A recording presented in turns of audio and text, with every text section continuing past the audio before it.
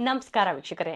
ಸಾಮಾನ್ಯವಾಗಿ ದೇವಸ್ಥಾನಗಳಲ್ಲಿ ನಾವು ದೇವರಿಗೆ ನೈವೇದ್ಯ ಮಾಡೋದನ್ನ ನೋಡ್ತಾನೆ ಇರ್ತೀವಿ. ಆದ್ರೆ ಪ್ರೇತಗಳಿಗೆ ಕಣ್ಣಿಗೆ ಕಾಣದ ಆತ್ಮಗಳಿಗೂ ನೈವೇದ್ಯ ಮಾಡೋದನ್ನ ಯಾವತ್ತಾದ್ರೂ ಕೇಳಿದಿರಾ ಅಥವಾ ನೋಡಿದಿರಾ?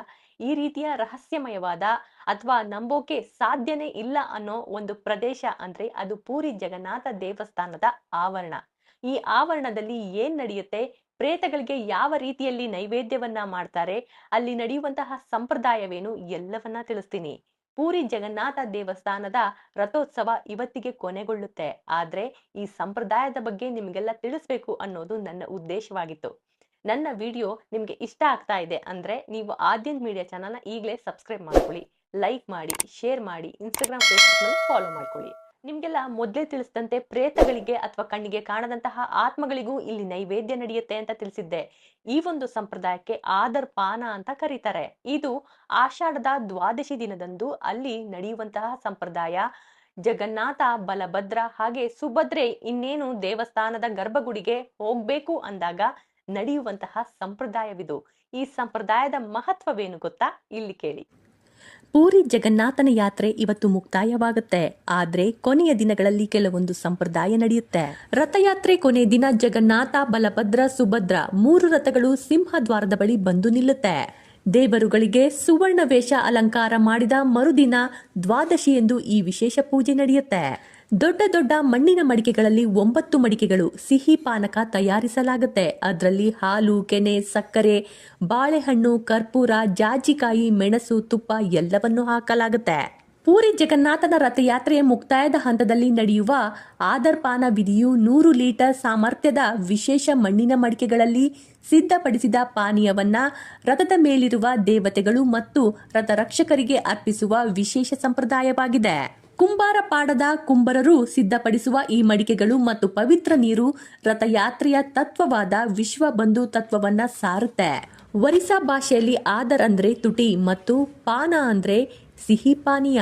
ಇಲ್ಲಿ 3 ರಥಗಳ ಮೇಲೆ ದೇವತೆಗಳ ತುಟಿಗಳ ಎತ್ತರಕ್ಕೆ ಬರುವಂತೆ ದೊಡ್ಡದಾದ ಮಣ್ಣಿನ ಮಡಿಕೆಗಳನ್ನ ಇಟ್ಟು ಈ ನೈವೇದ್ಯವನ್ನ ಅರ್ಪಣೆ ಮಾಡಲಾಗುತ್ತೆ.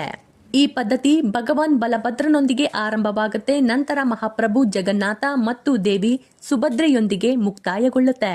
ರಥದ ಮೇಲಿರುವ ಜಗನ್ನಾಥ, ಬಲಭದ್ರ ಮತ್ತು ಸುಭದ್ರ ದೇವಿಯರ ತುಟಿಗಳ ಎತ್ತರಕ್ಕೆ ಸರಿಯಾಗಿ ಹೊಂದುವಂತೆ ಈ ಮಡಿಕೆಗಳ ಎತ್ತರವನ್ನ ಅತ್ಯಂತ ನಿಖರವಾಗಿ ಅಳೆದು ಮಾಡಲಾಗುತ್ತೆ. ದೇವತೆಯ ತುಟಿಗಳಿಗೆ ವಿಶೇಷವಾದ ಸಿಹಿಯಾದ ಪಾನಕವನ್ನ ಅರ್ಪಣೆ ಮಾಡಲಾಗುತ್ತೆ. ದೇವತೆಗಳಿಗೆ ಪೂಜೆ ಆದ ತಕ್ಷಣ ಅರ್ಚಕರು ಈ ದೊಡ್ಡ ಮಣ್ಣಿನ ಮಡಿಕೆಗಳನ್ನ ರಥದ ಮೇಲೇನೆ ಉದ್ದೇಶಪೂರ್ವಕವಾಗಿ ಹೊಡೆದು ಹಾಕ್ತಾರೆ. ಈ ಸಿಹಿ ಪಾನೀಯ ರಥದ ನೆಲದ ಮೇಲೆ ಸಂಪೂರ್ಣವಾಗಿ ಹರಿದು ಹೋಗಿ ಬಿಡುತ್ತೆ. ಇಲ್ಲಿ ರಥದ ಮೇಲೆಯೂ ಪಾನಕ ಚೆಲ್ಲಿ ಹೋಗುತ್ತೆ. ಅದನ್ನ ರಥವನ್ನ ಕಾಯುವ ದೇವತೆಗಳು, ಚಂಡ ಮುಂಡ ಇವರಿಗೆ ನೈವೇದ್ಯ ಮಾಡಲಾಗುತ್ತೆ. ಹಾಗಾದ್ರೆ ಇಲ್ಲಿ ನೆಲದ ಮೇಲೆ ಚೆಲ್ಲಿದಂತಹ ಪಾನಕ ಯಾರಿಗೆ? ನಂಬಿಕೆ ಪ್ರಕಾರ ರಥದ ಸುತ್ತ, ಕ್ಷೇತ್ರ ಸುತ್ತ ಅಲೆದಾಡ್ತಿರುವಂತಹ ಅತೃಪ್ತ ಪ್ರೇತಗಳು, ಭೂತಗಳು, ಪಿಚಾಚಿಗಳು, ಯಕ್ಷಿಣಿಗಳು, ಅತೃಪ್ತ ಶಕ್ತಿಗಳು ಈ ಪಾನಕವನ್ನ ಕುಡಿದು ತೃಪ್ತರಾಗ್ತಾರಂತೆ. ವರ್ಷ ಪೂರ್ತಿ ದೇವಸ್ಥಾನದೊಳಕ್ಕೆ ಪ್ರವೇಶಿಸಲು ಪ್ರೇತಗಳಿಗೆ ಜಗನ್ನಾಥನ ಅಧಿಪತ್ಯದ ನಿಯಮಗಳ ಪ್ರಕಾರ ಅನುಮತಿ ಇಲ್ಲ. ಆದ್ರೆ ರಥಯಾತ್ರೆ ಸಮಯದಲ್ಲಿ ಭಗವಂತನೇ ಹೊರಗೆ ಬರೋದ್ರಿಂದ ಈ ಕೊನೆಯ ದಿನದಂದು ಆ ಪ್ರೇತಗಳಿಗೆ ಮುಕ್ತಿ ದೊರೆಯಲಿ, ನನ್ನನ್ನ ನೋಡಲಿ, ಅವರ ಹಸಿವು ನೀಗಲಿ ಎಂಬುದು ಉದ್ದೇಶವಾಗಿದೆ. ಮತ್ತು ಆ ಪಾನಕದ ಮೂಲಕ ಅವರಿಗೆ ಮೋಕ್ಷ ಸಿಗುತ್ತಂತೆ. ಇಲ್ಲಿನ ಧಾರ್ಮಿಕ ನಂಬಿಕೆ ಪ್ರಕಾರ ರಥೋತ್ಸವದ ಸಮಯದಲ್ಲಿ ಜಗನ್ನಾಥನ ಜೊತೆ ಹೆಜ್ಜೆ ಹಾಕುವ ಅಂದ್ರೆ ಶರೀರವಿಲ್ಲದ ಕಾರಣ ದೇವಸ್ಥಾನದ ಒಳಗೆ ಪ್ರವೇಶಿಸಲು ಸಾಧ್ಯನೇ ಆಗದಂತಹ ಬಹಳಷ್ಟು ಅದೃಶ್ಯ ಆತ್ಮಗಳು, ಪ್ರೇತಗಳು ಮತ್ತು ದುಷ್ಟ ಶಕ್ತಿಗಳಿಗಾಗಿ ಈ ಪಾನೀಯವನ್ನ ಅರ್ಪಣೆ ಮಾಡಲಾಗ್ತಾ ಇದೆ. ಕೆಳಗೆ ಚೆಲ್ಲಿದಂತಹ ಪಾನೀಯವೂ ಕೂಡ ಪ್ರೇತಾತ್ಮಗಳು ಹಾಗೂ ರಥವನ್ನ ಕಾಯುವ ದೇವತೆಗಳು ಸೇವಿಸಿ ತೃಪ್ತರಾಗ್ತಾರೆ ಎಂಬ ನಂಬಿಕೆ ಇದೆ. ಈ ಒಂದು ಕಾರಣಕ್ಕಾಗಿ ರಥದ ಮೇಲೆ ಚೆಲ್ಲುವಂತಹ ಆದರ್ ಪಾನವನ್ನ ಭಕ್ತರಾಗ್ಲಿ ಅಥವಾ ದೇವಸ್ಥಾನದ ಸೇವಕರಾಗ್ಲಿ ಸೇವಿಸೋದಿಲ್ಲ. ಇದನ್ನ ಕೇವಲ ಅದೃಶ್ಯ ಶಕ್ತಿಗಳಿಗಾಗಿ ಬಿಡಲಾಗುತ್ತೆ. ದೇವತೆಗಳಿಗೆ ಈ ನೈವೇದ್ಯವನ್ನ ಅರ್ಪಿಸುವ ಸಮಯದಲ್ಲಿ ಹಿರಿಯ ಅರ್ಚಕರು ದೇವತೆಗಳ ಮುಂದೆ ಬಿಳಿಯ ಹೊಸ ಬಟ್ಟೆಯ ಪರದೆಯನ್ನ ಅಡ್ಡಿ ಹಾಕಿರ್ತಾರೆ. ಸಾರ್ವಜನಿಕ ದೃಷ್ಟಿ ಬೀಳದಂತೆ ಈ ಪೂಜೆಯ ಪ್ರಮುಖ ಹಂತವನ್ನ ರಹಸ್ಯವಾಗಿ ಮಾಡಲಾಗುತ್ತೆ. ಇಲ್ಲಿ ಜಗನ್ನಾಥ ಅಂದ್ರೆ ಜಗತ್ತಿನ ನಾಥ.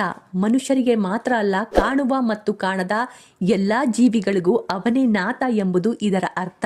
ಈ ಒಂದು ಸಂಪ್ರದಾಯಕ್ಕೆ ಒಂದು ಹಿನ್ನೆಲೆ ಅಂತ ಇದ್ದೇ ಇರುತ್ತೆ ಅಲ್ವಾ. ಒಂದು ಪ್ರತೀತಿಯ ಪ್ರಕಾರ ಒಮ್ಮೆ ರಥದ ಕಾವಲುಗಾರನಾದಂತಹ ಜಯ ವಿಜಯರಿಗೆ ದೇವರು ಕನಸಿನಲ್ಲಿ ಹೇಳಿದ್ರಂತೆ, ನನ್ನ ರಥವನ್ನ ಎಳೆಯೋಕೆ ಲಕ್ಷಾಂತರ ಜನ ಬರ್ತಾರೆ, ಆದ್ರೆ ನನ್ನ ರಥದ ಚಕ್ರದ ಕೆಳಗೆ ಸಿಕ್ಕಿ ಸಾಯುವ, ರಥದ ಸುತ್ತ ಸಾಯುವ ಅನೇಕ ಸೂಕ್ಷ್ಮ ಜೀವಿಗಳು, ಆತ್ಮಗಳು ಇವೆ. ಅವುಗಳಿಗೆ ಯಾರು ನೀರ್ ಕೂಡ ಕೊಡ್ತಾ ಇಲ್ಲ. ಹಾಗಾಗಿ ನನ್ನ ಆದರ್ ಪಾನವನ್ನ ಅವರಿಗೆ ಕೊಡಿ, ಅವರೇನಾದ್ರೂ ಸತ್ರೆ ಅವರಿಗೆ ಮುಕ್ತಿ ಸಿಗಲಿ ಎಂದು ಹೇಳ್ತಾನೆ. ಅಂದಿನಿಂದ ಈ ಪದ್ಧತಿ ಇಲ್ಲಿವರೆಗೂ ನಡೀತಾ ಬಂದಿದೆ. ನಾನು ಮೊದಲೇ ತಿಳಿಸಿದ ಹಾಗೆ ಇಲ್ಲಿ ಮಡಿಕೆಗಳನ್ನ ಉದ್ದೇಶ ಪೂರ್ವಕವಾಗಿ ಹೊಡೆದು ಹಾಕಲಾಗುತ್ತೆ. ಯಾಕಂದ್ರೆ ಪ್ರೇತಗಳು ಕೈಯಲ್ಲಿ ತೆಗೆದುಕೊಂಡು ಕುಡಿಯಲು ಸಾಧ್ಯನೇ ಇಲ್ಲ. ಅವು ನೆಲದಲ್ಲಿ ಚೆಲ್ಲಿದ್ದನ್ನ ವಾಸನೆಯನ್ನೇ ಹೀರಿಕೊಳ್ತಾವೆ ಎಂಬ ನಂಬಿಕೆ ಇದೆ. ಈ ಪಾನಕವನ್ನ ಮನುಷ್ಯರು ಕುಡಿಯುವಂತಿಲ್ಲ, ಅದು ಸಂಪೂರ್ಣವಾಗಿ ಪ್ರೇತಗಳಿಗೆ ಮೀಸಲು. ಆದ್ದರಿಂದ ಮಡಿಕೆ ಒಡೆದ ಕೂಡಲೇ ಅಲ್ಲಿರುವಂತಹ ಕಾವಲುಗಾರರು ಜನರನ್ನ ದೂರ ಕಳಿಸ್ತಾರೆ. ಪೂರಿಯಲ್ಲಿ ಪ್ರೇತಾತ್ಮಗಳಿಗೂ ಮೋಕ್ಷವಿದೆ ಅಂದ್ರೆ ಭಗವಂತ ಜಗನ್ನಾಥ ಎಷ್ಟು ಕರುಣಾಮಯಿ ಅಂತ ನೀವಿಲ್ಲೇ ತಿಳ್ಕೊಳ್ಳಿ. ಪಾನೀಯವನ್ನ ಮುಖ್ಯವಾಗಿ ಆತ್ಮಗಳಿಗೆ, ಪ್ರೇತಗಳಿಗೆ ಕೊಡ್ತಾರೆ ಅನ್ನೋದಾದ್ರೂ ಸನಾತನ ಗ್ರಂಥಗಳ ಪ್ರಕಾರ ಇದನ್ನ ರಥದ ಸುತ್ತಲೂ ಕೆತ್ತಿರುವಂತಹ ರಥ ರಕ್ಷಕರಿಗೆ ಕೊಡಲಾಗುತ್ತೆ ಎಂದು ನಂಬಲಾಗುತ್ತೆ. ಈ ದೇವತೆಗಳು 9 ದಿನಗಳ ಕಾಲ ರಥಯಾತ್ರೆಯಲ್ಲಿದ್ದು ಮೂರ್ತಿಗಳನ್ನ ರಕ್ಷಣೆ ಮಾಡಿರ್ತಾರೆ. ಆದ್ರಿಂದ ಅವರು ಮರಳಿ ದೇವಾಲಯಕ್ಕೆ ಸೇರುವ ಮುನ್ನ ಕೃತಜ್ಞತೆಯನ್ನ ಸಲ್ಲಿಸಲು ಈ ಪಾನೀಯವನ್ನ ಕೊಡಲಾಗುತ್ತೆ. ಪ್ರಾಚೀನ ದೇವಾಲಯದ ದಾಖಲೆ ಪ್ರಕಾರ ಈ ಆದರ್ ಪಾನೀಯವನ್ನ ವಿಧಿಗಳ ಮೂಲಕ 3 ದಿನ ಕೊಡಲಾಗ್ತಿತ್ತು, ದಶಮಿ, ಏಕಾದಶಿ ಮತ್ತು ದ್ವಾದಶಿ ಎಂದು. ಆದ್ರೆ ಕಾಲಕ್ರಮೇಣ ಎಲ್ಲವೂ ಬದಲಾಯಿತು. ಆದರ್ ಪಾನ ಆಚರಣೆ ನಂತರ ವಿಗ್ರಹಗಳು ತಮ್ಮ ರಥದ ಮೇಲೆ ಕೂರ್ತವೆ. ನಂತರ ನೀಲಾದ್ರಿ ಬೀಜೆ ಎಂಬ ವಿಶೇಷ ಆಚರಣೆ ಮೂಲಕ ಅವುಗಳನ್ನ ಮುಖ್ಯ ದೇವಸ್ಥಾನದ ಗರ್ಭಗುಡಿಗೆ ಕೊಂಡೊಯ್ಯಲಾಗುತ್ತೆ. ಇದು ಭಗವಂತ ಜಗನ್ನಾಥನ ವಾರ್ಷಿಕ ರಥಯಾತ್ರೆಯ ಮುಕ್ತಾಯವನ್ನ ಸೂಚಿಸುತ್ತೆ. ಇಡೀ ವಿಶ್ವದಲ್ಲೇ ಪ್ರೇತ ಪಿಚಾಚಿಗಳಿಗೂ ನೈವೇದ್ಯ ನೀಡಿ ಅವುಗಳಿಗೂ ಮುಕ್ತಿ ನೀಡುವಂತಹ ಒಂದೇ ಒಂದು ಸಂಪ್ರದಾಯ ಜಗತ್ತಲ್ಲಿ ಎಲ್ಲೂ ನಡೆಯೋದಿಲ್ಲ, ಆದ್ರೆ ಇಲ್ಲಿ ನಡೆಯುತ್ತೆ ಅನ್ನೋದಾದ್ರೆ ಅದು ಪೂರಿ ಜಗನ್ನಾಥ ದೇವಸ್ಥಾನದಲ್ಲಿ. ಈ ದೇವಸ್ಥಾನ ಅಂತಿಂತ ಸ್ಥಳ ಅಲ್ಲ, ಒಮ್ಮೆಯಾದ್ರೂ ಭೇಟಿ ನೀಡಿ ಬನ್ನಿ. ನನ್ನ ವಿಡಿಯೋ ನಿಮಗೆ ಇಷ್ಟ ಆಗ್ತಾ ಇತ್ತು ಅಂದ್ರೆ ನೀವು ಲೈಕ್ ಮಾಡಿ, ಶೇರ್ ಮಾಡಿ. ಹಾಗೆ ನಾನು ತಿಳಿಸಿದಂತಹ ಮಾಹಿತಿ ನಿಮಗೆ ಮೊದಲೇ ಗೊತ್ತಿತ್ತು ಅಂದ್ರೆ ನನಗೆ ಕಮೆಂಟ್ ಸೆಕ್ಷನ್ ಅಲ್ಲಿ ತಿಳಿಸಿ. ಧನ್ಯವಾದಗಳು.